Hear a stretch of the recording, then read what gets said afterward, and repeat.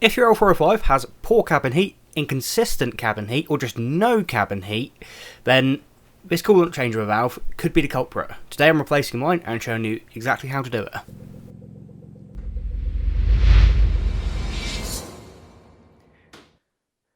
Well, welcome back to Refrestos for yet another episode on the L405.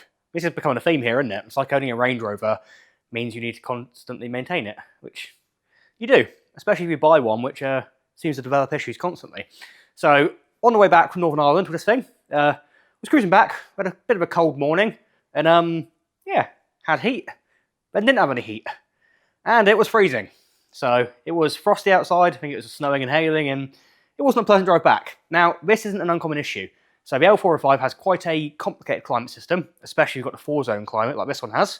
Now, there's plenty of things that can go wrong. However, this one should be a simple fix. So if you've got a L405 with a fuel-burning heater, which is pretty much every TDV8, and I'm assuming some are supercharged as well, then what you may have is you have warm air when the engine is cold.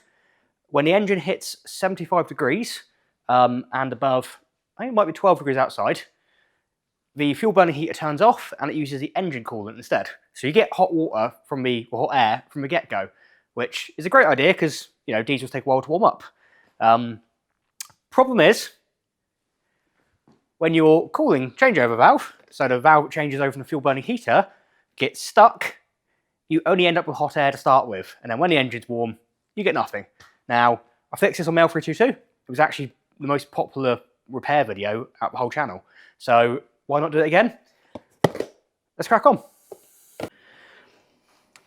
So the fuel burning heater is sat right here. You might be able to hear it sort of whirring away there because I've just fired the car up. These are our coolant pipes, which are starting to get warm because it was, you know, running. And our coolant changeover valve for that one is underneath the heater. So we need to remove this entire heater now.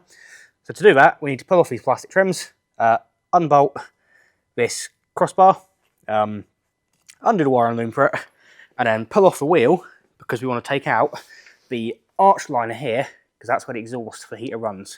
So let's get to it.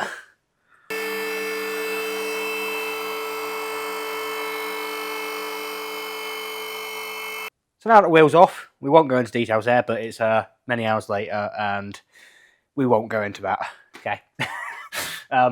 We need to remove this arch liner to get exact access to the fuel burning heater exhaust. So to do that, there's a series of trim clips around here. They're all quite self-explanatory. We'll pop them off a minute and get the arch liner out.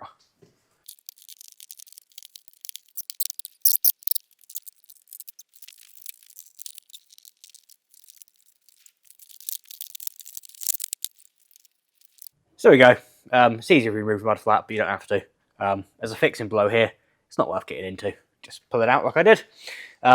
So whilst you're here, it's always worth checking your positive connections there for your alternator and starter and so on. And they're not too corroded. Well, not corroded at all, so they are fine. Now, here is our exhaust. So it's not fixed in it, it's just loose. You've got a 10mm there, and you've also got a 10mm nut clamp up there to do. Oh, and also those two. So pop them off. Here is the washer bottle, the extended one. I've got problems with that, so that's another video. And all this crap, might as well get rid of it all in a minute. Right, pop it off.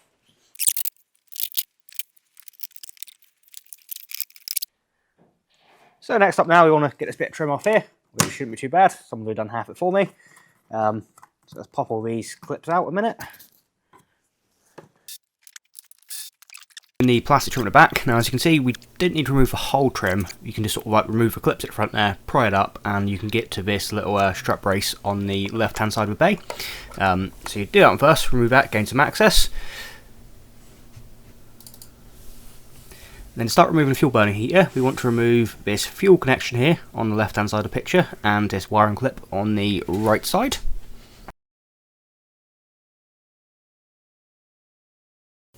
And then the main electrical connector there, and the other little connectors to the right. And then the main two bolts here, which actually hold the whole fuel burning heater into the actual slot down into bay there. So pop them two out. Then coolant hoses. Now I didn't actually remove the ones on the right hand side there because I didn't feel I needed to. I just removed whatever I needed to get access to, but the official way if you want to pull it out for easy access is to remove them hoses as marked up there. And there. And then the fuel burning heater should come out.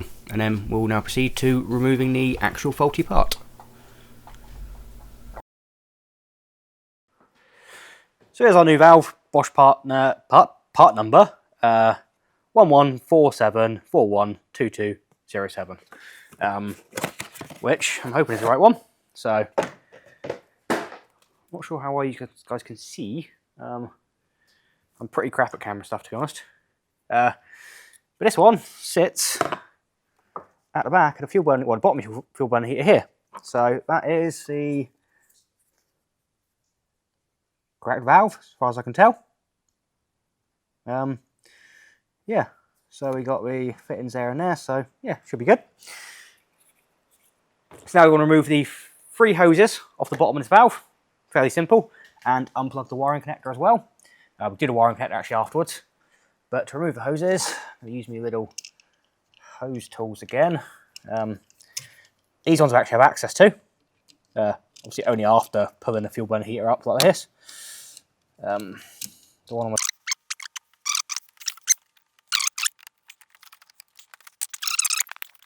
So just to give you a better view, we've got underside of fuel burner heater here, valve which was bolted up to that bracket there, so not that difficult. That one sits up in there. Now all I've got is 3 hoses that I need to change directly over onto a new valve, so you guys shouldn't need to see that part. And there we have it, valve is all replaced, so not too difficult. Say easier on this than it was on the L422 because it was down this side of the engine on the chassis leg in the L422, which made it very difficult. This here you've got a bit of faff to remove stuff, but you then do get quite nice access to it. So remember to plug the electrical connector back in. Now refitting this is the exact opposite to removing it. So I'll quickly do that a second.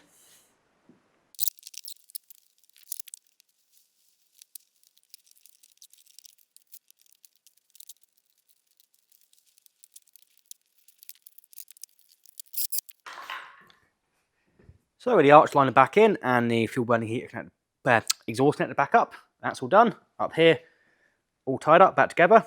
So what I'm doing is crack this bleeder here. Now, one step here. Supposedly for correct bleed procedure for these, what you need to do is, if you haven't got one of these adapters, which I would thoroughly recommend, you need to remove these cowls here, unbolt the expansion tank, and lift it up 110 mil higher than it currently is, and then do the same procedure as we're about to do. So make sure you use pink coolant. Do not mix anything else with it, because you'll have big issues, especially blue. You'll absolutely cause yourself havoc. So don't do that. So I want to put a bit of pink in there. Now we haven't actually lost much coolant at all. Hardly anything really, so it shouldn't be taking much overall. Now, remember you want to be going a sort of 50-50 dilution. So we're going to do that. Then let's just crack open our bleed nipple back up here a minute and see, just in case any air's coming through. These are, yep, I heard some air moving in. I can see the coolant going down. So I have just cracked off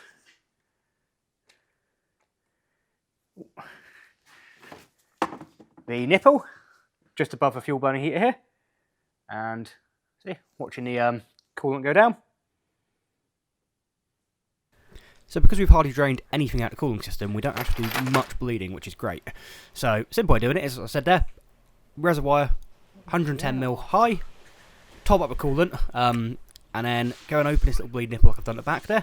And then what you want to do is, once the coolant level stops dropping there, fire the engine up and let it idle. Go and crack open that bleed nipple again until coolant starts coming out. And then from that, essentially just, yeah, let the fuel burner heater kick in, let the coolant circulate, check you've got warm air in the cabin. If all good, you can put the reservoir back, check your levels, and then run the car up to temperature. Check you've still got heating when obviously the car's up to temperature, which it should do now, correct, because you've changed the valve. Check your levels again, and sort it. And don't make the mistake of accidentally leaving the valve open when you fire up the engine, because it makes a bit of a mess. Alright. So we can hear the fuel burning heater running, and not only that, I can actually see the steam coming off of where I just spilt the coolant onto the exhaust. That's a good sign. So if not, you can look underneath here and you can feel the exhaust and feel that it's running. So that's all good. We'll let this coolant burn off a minute and keep checking the area for any leaks.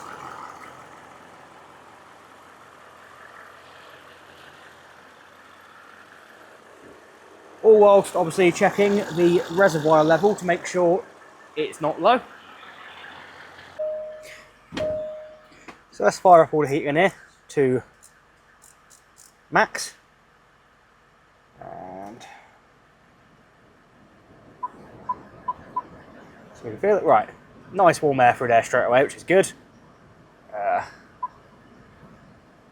on a minute, let's go to face vents. All high, perfect.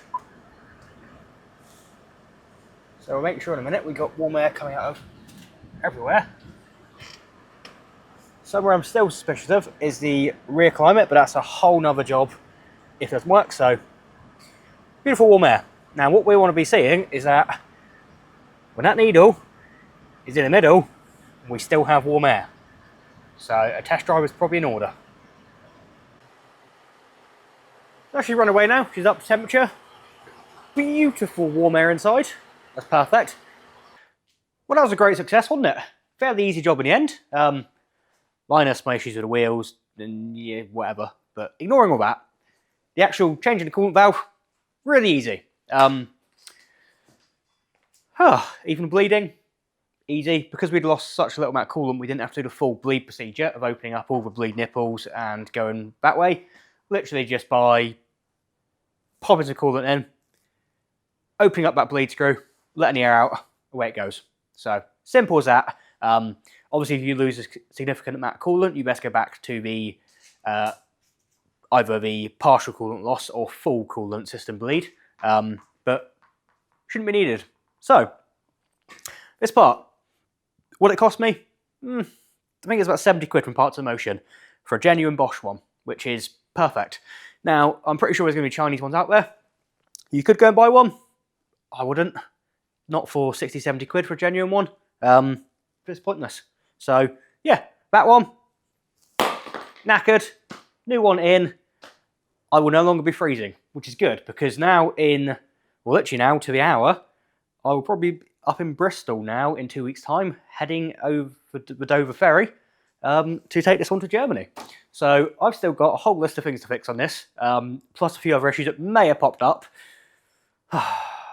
There's also loads of videos ready to upload on this one, and yeah, I've got a selection more to make. So if this video's been any use to you, then please stick around. Obviously subscribe for plenty more.